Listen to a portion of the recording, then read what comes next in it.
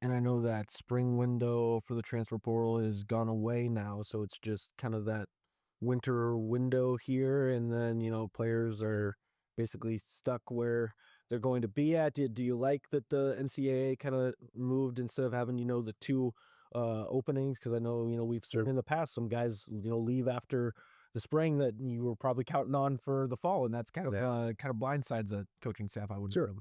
So when it comes to rules, the NCAA division football body makes a lot of rules, like this portal starting on the 2nd and ending on the 16th of January. That just surfaced a month and a half, 2 months ago.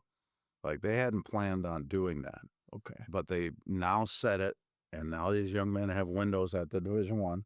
They can go out and explore. They have to take them back, and they have to take them for their scholarship amount if they don't find anything. So what a win-win for, and there's a reason why there's 5,000 plus out there, right? They're going to explore. It's a free market.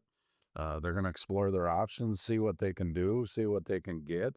And, sometimes you're stuck with what you have, but, addressing needs and wants and all those different things, it's complicated, right? But the NCAA should change their name from NCAA to NFL, because it should stand for not for long when it comes to their governing rules. Now, there will be another window, I strongly believe, before fall starts. Okay. That the Division One football world will come up with, because they're not going to force people to stay, and they may have had to take some guys back here come January 16th. Yeah. That they wanted them to get to another place, and they couldn't find anything, and then they've made plans in the meantime.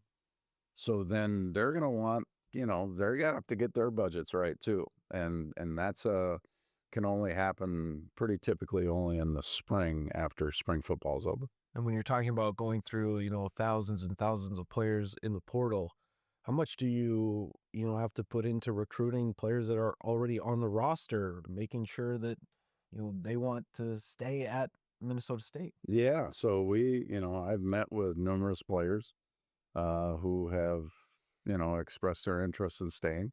They've also told me that, hey, I'm getting solicited and touted by University X, Y, and Z. And it's like, okay, well, what do you want me to do about it?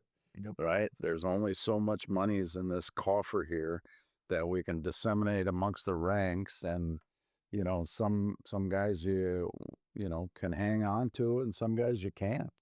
Right? We had a young man about 4 or 5 years ago that went to Illinois University, and he was in there too deep playing. We had two young men 6 years ago go to North Dakota State that were both rotating in the defensive line for two national championships. So they won a national championship in the spring they got there, the COVID spring season, and then they won another one in the fall. And so both of these guys were on our 2019 championship run for us, right? They were starters for us, but they were in the two deep at North Dakota State. And that's examples of people, bigger, broader horizons, that we couldn't hang on to those guys. Those guys had opportunities. And the more, a lot of things aren't secrets anymore. Let me tell you that. Yep. These guys have handlers, they have agents, they have people that go to work for them, and it's legal now, right? 6 years ago or beyond, there was a lot of covert operations that were going on to get people to go somewhere. But when somebody came into your office and they said they want to look at Division One, it was already done. And now it's no different. Like, a lot of these guys have done deals. But I will say, now that they can come back on January 16th, they have the opportunity to come back without any repercussions. And so what a win-win, but it's also difficult for those coaches that are planning for their future. So they don't know what's coming back.